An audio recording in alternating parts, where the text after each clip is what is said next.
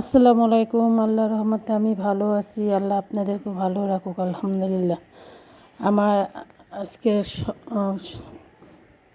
আজকে টুকিটাকি কাজ করব আর আপনাদের সাথে শেয়ার করব। আজকে প্রথম রোজা, ঘুমের থেকে উঠে গেলাম। আজকে দেরি করে উঠেছি, 11:30 বাজে ঘুমের থেকে উঠে আমি বিছনাটা সুন্দর করে পরিষ্কার করে ফেলবো। আজকে রোজা থেকে তাড়াতাড়ি করে কাজটি আমরা করে ফেলবো।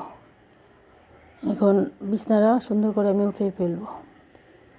আল্লাহর বরকতের মাস। আজকে যদি আল্লাহ বাঁচায় রাখে, আগামী বছর বেঁচে থাকলে আবার এই মাসটা পাবো। আমাদের আজকে প্রথম রোজা, আমাদের কাছে অনেক ভালো লাগছে। সবাই যে যতটুকু পারবেন রোজা থাকার চেষ্টা করবেন, আমরাও থাকবো। আমি এখন সোফাটা ঝেড়ে ফেলবো, কাপড়টিও ভাঁজ করে ফেলেও আজকে আর বেশি বেশি কাজ রাখবো না। আমি আজকে ইফতারিতে মুরগি ভাজবো।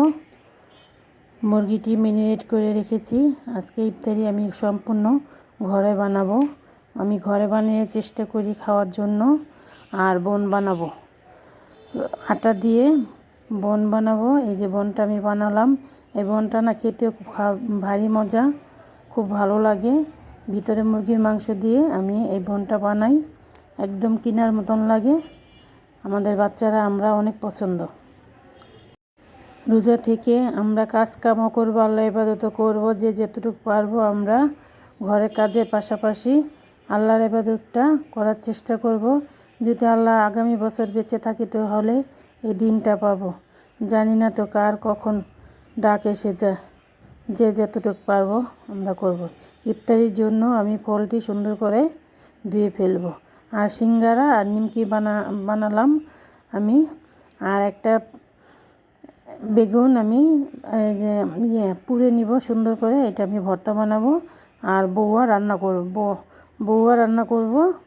ইফতারি আজকে মুড়ি ভর্তা খাবো না, মুড়ি ভর্তা আমি খেতে পারি না। আমি বউয়াটা এটা দিয়ে খাবো।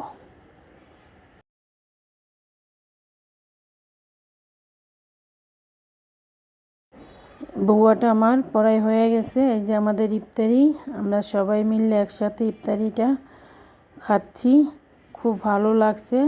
আসসালামু আলাইকুম, আল্লাহ হাফেজ, পাশে থাকবেন।